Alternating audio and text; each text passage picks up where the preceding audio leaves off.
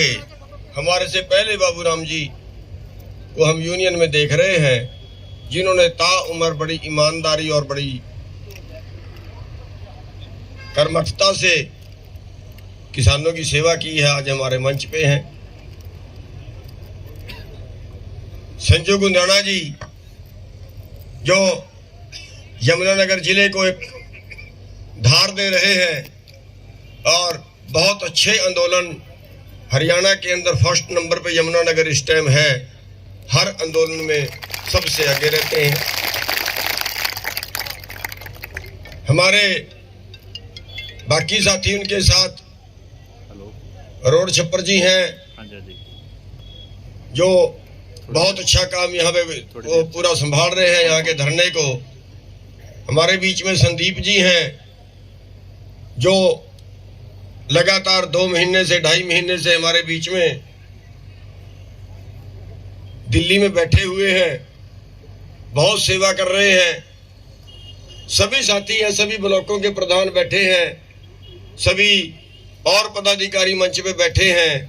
जिला यमुनानगर जिले के जो सभी पदाधिकारी हैं बड़े कर्मठता से सभी काम कर रहे हैं। सभी मेरे भाइयों, मेरे बुजुर्गों, प्यारे बच्चों, हमारी बहनें बैठी हैं, हमारे पत्रकार भाई साथियों, ये जो आंदोलन है ये किसान आंदोलन तो इसका नाम रख दिया गया, वास्तव में ये एक धर्म युद्ध है। धर्म युद्ध इसलिए है कि अगर पूरे देश का भोजन चंद लोगों के गोदामों में कैद हो जाए तो फिर देश जिएगा कैसे? चंद लोगों की मुट्ठी में पूरे देश की जान होगी। सवाल अमीर गरीब बनने का तो बहुत दूर की बात है, लेकिन जो कानून बना दिए गए, सरकार भाग रही है सरकारी खरीद से, कह रहे हैं हम एमएसपी देंगे, एमएसपी दे रहे हैं, लेकिन वास्तविकता ये है कि हमारे देश की सरकार विश्व व्यापार संगठन में शामिल हो गई है और उसमें पहली शर्त है कि किसी देश की सरकार अपने देश के किसानों को वर्ल्ड मार्केट से ज्यादा भाव नहीं दे सकती। उससे सरकार भाग रही है और इसलिए सरकार ने यह सोचा कि सरकार खुद तो खरीदे तो एमएसपी पे खरीदने पड़ेगा, और सरकार खुद ना खरीदे फिर व्यापारी जिस रेट पे मर्जी खरीदे। और अगर वर्ल्ड मार्केट का रेट आपको मिलता है, क्योंकि उससे ज्यादा तो मिलेगा नहीं, प्राइवेट व्यापारी तो जहां से पूरी दुनिया में सस्ता मिलेगा वहां से खरीदेगा, यही कानून कहता है। तो फिर आपकी गेहूं का भाव इस साल 1500 रुपए था, आपकी धान का भाव उत्तर प्रदेश और बिहार में देखिए 1100 रुपए था, आपके मक्के का भाव 1100 रुपए था, आपकी सरसों बिकेगी 3200 रुपए में, आपकी कपास बिकेगी 4045 रुपए में, और इस रेट पे आपको खेती करनी पड़ता नहीं खाएगी। वर्ल्ड मार्केट के रेट पे आपको खेती करनी पड़ता नहीं खाती, क्योंकि आपके पास 5 किल्ले के मालिक हैं, 10 किल्ले के मालिक हैं, और अमेरिका का किसान 10 वर्ग किलोमीटर एवरेज है। एक ही आदमी के पास 20,000 50,000 किल्ले भी हैं। आप उनका मुकाबला किसी हालत नहीं कर सकते, और जब आप उनका मुकाबला नहीं कर सकते, मजबूरी बस आप जमीन बेचेंगे। आप देखें पिछले 8 साल के अंदर जो रेट है आपके आधे रेट रह गए हैं जमीन के, और अगर आपका इस एमएसपी पे भी ना बिके तो फिर आपका रेट इससे भी और कम हो जाएगा जमीन का। आपके पास जमीन बेचने के अलावा कोई चारा बचेगा नहीं, और उसके बाद आपके पास कोई रोजगार नहीं होगा और भूखों मरने की नौबत आएगी। स्थिति ये है, हमारी लड़ाई हमारा रोजगार बचाने की। धर्म युद्ध हम इसको इसलिए कह रहे हैं कि ये तो समस्या पैदा करने वाले की है। 4 साल पहले पूरे देश की दाल करीब 7 या 8 लोग थे जिन्होंने खरीद के रख ली। महाराष्ट्र की सरकार ने एक गुप्त चिट्ठी लिखी, आज तक देश के सामने वो चिट्ठी नहीं आई कि कोई व्यापारी कितनी भी दाल रख ले, और महाराष्ट्र के 7-8 व्यापारियों ने पूरे देश की दाल खरीद के रख ली, जहां से आयात होनी थी उसके सौदे भी कर लिए। आपके सामने है 50 रुपए किलो वाली दाल 200 रुपए किलो में बेची। आपके सामने है प्याज 80 रुपए किलो में बेचा है, हमारे से 8 रुपए खरीदा है। आपके सामने है हमारे से आलू 5 रुपए खरीदा और वो 40 रुपए में बेचा है। साथियों, खाना व्यापार नहीं होता, भोजन व्यापार नहीं होता। और इन्होंने कृषि कानून नहीं है, ये खेती कानून नहीं है, ये खेती कानून इनका नाम गलत रख दिया है। ये है खेती व्यापार कानून, कृषि व्यापार कानून। और साथियों, आप देख रहे हैं देश की हालत। देश में पूंजीपतियों का राज पूंजीपतियों के लिए, पूंजीपतियों के द्वारा हो गया है। आज हमारे देश में एक परिवार की आमदन है 90 करोड़ 1 घंटे की। अंबानी की आमदन 90 करोड़ 1 घंटे की। 1 साल की इतनी है जितना सारे देश के किसानों पे खेती का कर्जा है। और जिस कर्जे में पिछले 20 साल के अंदर 3.5 से 4 लाख करोड़ जो रिकॉर्ड में आए, जो आत्महत्या कर चुके, बैंकों के परेशान किए हुए, 15 लाख करोड़ रुपया बैंकों का कारपोरेट ने मार लिया। एक आदमी ने 20-20 हजार करोड़ मार लिया। कोई एक भी आदमी ने फांसी खाई हो तो बता दो, कोई एक भी पूंजीपति को जेल हुई हो 10,000 करोड़ के कर्जे में तो बता दो। हमने आरटीआई में मांगा कि 500 करोड़ के से ज्यादा के कितने लोग डिफॉल्टर हैं। जवाब आया कि बता नहीं सकते, देश का बिजनेस खराब हो जाएगा। और किसान को 2 लाख रुपए के 1 लाख रुपए के कर्जे में पोस्टर लगा दिए जाते हैं फोटोशॉप के, उससे देश का कोई बिजनेस खराब नहीं होता। साथियों, लड़ाई आपका अस्तित्व बचाने की है और इस अस्तित्व बचाने की लड़ाई में आप 2 महीने से सड़कों पे पड़े हुए हो और इस 2-2.5 महीने से सड़कों पे पड़े हुए हो और इस 2.5 महीने के पीरियड के अंदर 200 किसानों से ज्यादा अपनी जान गंवा चुके हैं। कई आत्महत्या कर चुके हैं, कई ठंड से मर गए, कई अटैक से मर गए, ठंड के कारण बाहर पड़े हुए लोग। लेकिन निर्दयी सरकार नहीं जागी। अभी बेशर्मी से खड़े होकर बयान देते हैं, कहते हैं एमएसपी है, एमएसपी था और एमएसपी रहेगा। हम कहते हैं इस प्रधानमंत्री से झूठा ना कोई प्रधानमंत्री हुआ है, ना कोई है और ना कोई होगा। अरे कितनी बेशर्मी से खड़े होके बोल देते हैं। हमने अमित शाह जी से सवाल किया था मीटिंग के अंदर कि अमित शाह जी बताइए, क्या आप एमएसपी पे सारे देश का अनाज 23 फसलों का आप एमएसपी तय करते हैं? सैकड़ों फसलें, बाकी का तो करते नहीं है। 23 फसलों का एमएसपी तय है, क्या आप 23 फसलें खरीदने की गारंटी देते हो? कहते हैं ना, बिल्कुल नहीं दे सकते, खरीद नहीं सकते। और आंकड़ा सामने ये निकल के आया कि न्यूनतम से कम भाव से पे अगर हमारी फसल बिके तो हमारा पैसा बढ़ता है 17 लाख करोड़ और हमें मिलता है 13 से 14 लाख करोड़।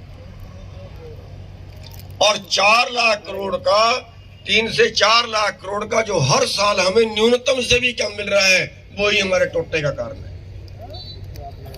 और वही देश की जीडीपी का कारण है। आज कहते हैं देश की जीडीपी गिर गई, इसलिए गिर गई जो पैसा आपके पास आएगा वो सर्कल में घूमेगा और जो 90 करोड़ पर घंटे का अंबानी की जेब में चला गया वो पैसा सर्कल में नहीं आएगा। फिर कहते हैं देश में मंदी आ गई, 5 लाख करोड़ देश के खजाने से निकाला, मंदी के नाम पे मारुति को दे दिया कि मारुति की कारें कम बिकी। अरे आपका मक्का 1100 में बिका, आपकी धान नहीं बिकी, आपकी बहुत सी फसलें नहीं बिकी, किसने आपको दिया? टोटे में मर गया किसान फांसी खा के, किसने आपकी मदद की? 200 किसान आज तक बॉर्डर में मर चुके हैं, किसी ने फुट्टी कौड़ी दी हो तो बता दो। सामाजिक संस्थाओं ने मदद करनी चाहिए उनके पास भी एनआईए के नोटिस आ गए, बताओ तुम्हारे पास इन किसानों को देने के लिए पैसा कहां से आया? किसी ने लंगर लगा दिया, उसके पास भी नोटिस आ गया, बोल तेरे पास लंगर लगाने के लिए पैसा कहां से आया? अरे ऐसी क्रूर सरकार हम पहले बार देख रहे।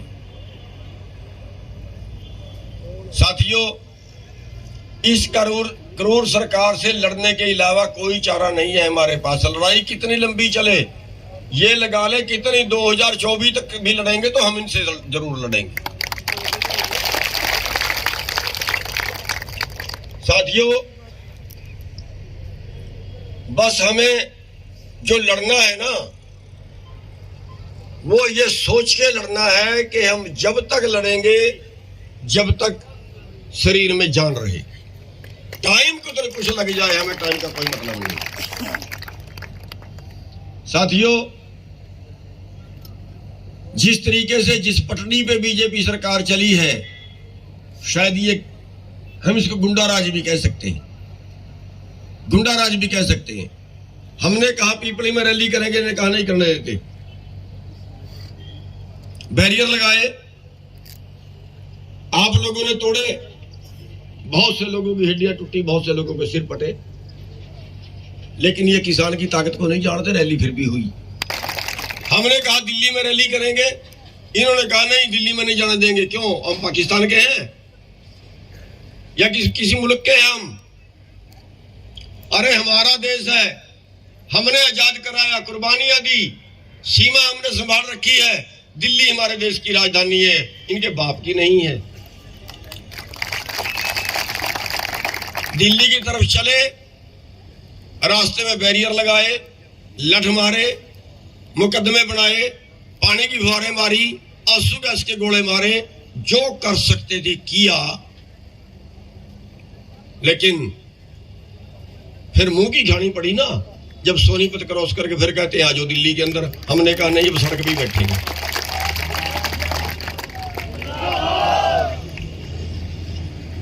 साथियों,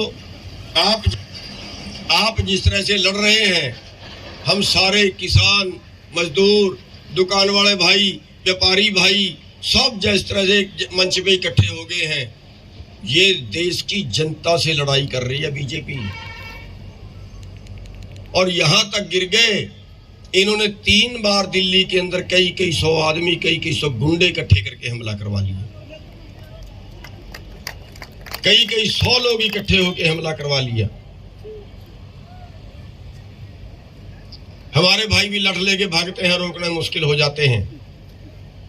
वहां रोकेंगे तो गलत हो जाएगा, वहां लड़ेंगे तो गलत हो जाएगा।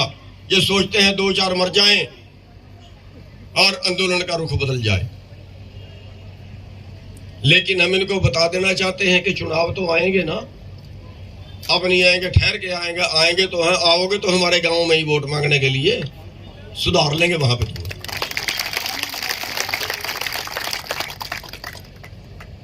गुंडा राज पहले बार हम देख रहे हैं।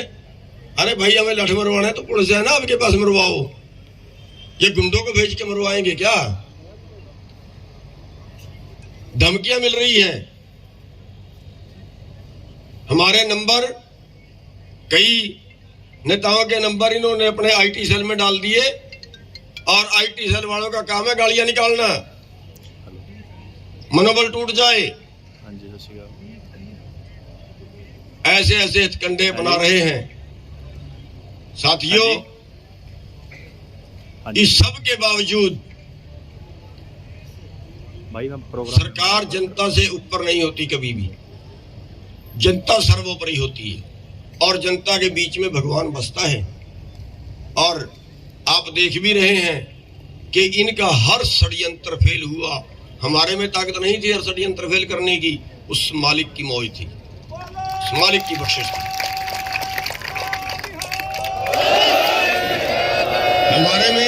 हमारे में ताकत नहीं थी इतना बड़ा आंदोलन खड़ा करने की। हमने तो सोचा भी नहीं था कि ऐसे वहां पे, अरे किसी तीर्थ स्थान पे भी चले जाओ ना, हर जगह पे चीज के रेट सवाई मिलते हैं, लेकिन वहां दिल्ली में धरने पे चले जाओ ना, यहां से लेके चलो ना तो रास्ते में लंगर फ्री, टोल भी फ्री, और टोल पे ट्रक वाले बेचारे आते हैं ना, टोल तो फ्री है ही, उनका लंगर भी फ्री। और दिल्ली में चले जाओ ना तो धरने पे, लंगर तो फ्री है ही, टोटल की टोटल चीज कुछ भी ले लो, टोटल सामान जो बाजार में मिलता है टोटल वहां पे मिलता है, और सारा फ्री। ये उस मालिक की बख्शिश है।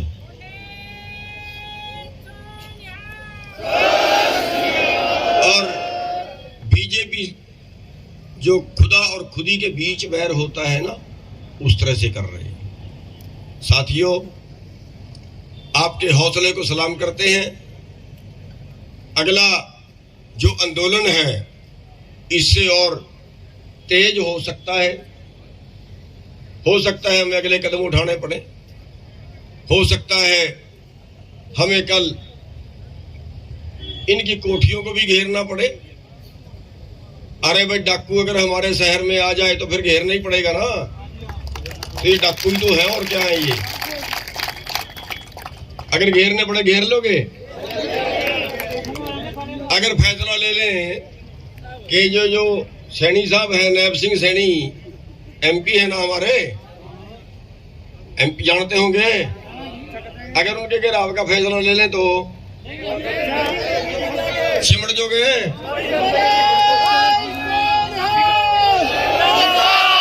साथियों, अभी देखिए, हमने शांति बनाए रखनी है। हमने किसी पुलिस वाले से नहीं झगड़ना। हमारे भाई से हैं, अंदर से वो भी कहते हैं शायद भी आंदोलन होना चाहिए। हमने किसी अधिकारी से नहीं झगड़ना है। लेकिन अगर बीजेपी वाला कहीं पे रैली करे ना, अगर ये कहीं पे, खट्टर को बोला था ना रैली कैंसिल कर दे, कह रहे 700 पंचायत करेंगे किसान आंदोलन के मुकाबले में। किसान आंदोलन के मुकाबले में किसान को आंदोलन को ताड़ पीड़ो करने के लिए 700 रैलियां करेंगे देश में।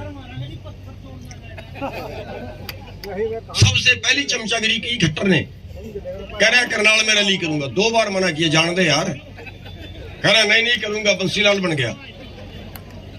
दोबारा फिर मैसेज दिया, मत कर रैली। कह रहा नहीं करूंगा। हमने कहा आजा फिर। और जब हेलीकॉप्टर नीचे उतरने लगा ना, तो किसान नीचे घुस गए। मार कितने को मारता है, उसके हेलीकॉप्टर के नीचे घुस गए किसान, और नीचे आया था वापिस उड़ा के ले गया ऊपर। और जाते ही ऑर्डर कर दिया कि बस अब नहीं रैली करेंगे।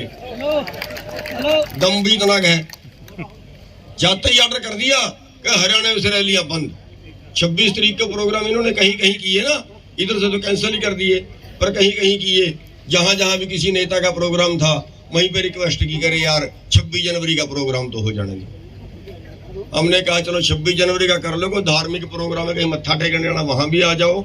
लेकिन बाकी कुछ किया ना तो फिर तुम्हारे साथ करेंगे बहुत बुरी।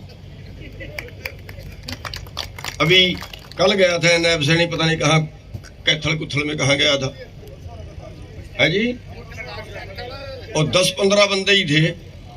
आगे आगे नैब सैनी और पीछे पीछे वो। ये हुई है, ये शायद किसानों की ताकत को नहीं जानता। साथियों,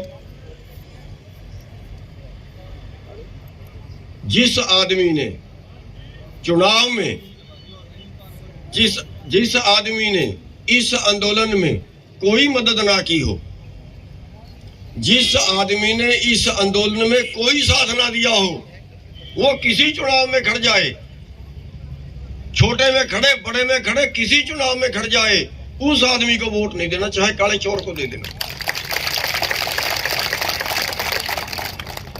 अंबानी, अडानी और एक,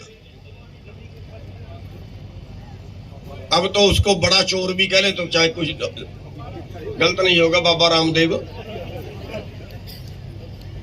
थोड़ा सा गलत रह जाएगा, लेकिन भगाना ज्यादा है। तो साथियों, इनकी मरोड़ जब आप निकालोगे तब मानेंगे, वरना मोदी तो बैठा है वहां, उसको तो चिंता है नहीं। तो साथियों, हमें तब तक लड़ना है जब तक हम ये आंदोलन जीत नहीं जाते, कितना ही भी टाइम लगे और कितनी भी कुर्बानियां हो हमें देनी। साथियों, आगे का टाइम है क्योंकि आज कई प्रोग्राम हैं और जरूरत से ज्यादा लेट हो गए हैं। आपने टाइम दिया, आपने इतनी संख्या में आए, आप सबका बहुत बहुत धन्यवाद। और मैं थोड़े से नारे लगवाऊंगा, वो नारे आपने मुट्ठी बंद करके लाना है। भाइयों बैठे रहे, रिक्वेस्ट है, प्रोग्राम खत्म नहीं हुआ, बैठे रहो प्लीज प्लीज। राजेश, मुट्ठी बंद करके। किसान मजदूर एकता जिंदाबाद, किसान मजदूर एकता जिंदाबाद, दलित भाईचारा जिंदाबाद, दलित भाईचारा जिंदाबाद, हमारा सबका भाईचारा जिंदाबाद। मैं कहूंगा किसान मजदूर भाई भाई, आपने कहना है बीजेपी की करो धुलाई, ठीक रहेगा? किसान मजदूर भाई भाई, किसान मजदूर भाई भाई, किसान मजदूर भाई भाई, मैं कहूंगा लड़ेंगे, आपने कहना है जीतेंगे। लड़ेंगे, लड़ेंगे, लड़ेंगे, लड़ेंगे। धन्यवाद, जय हिंद।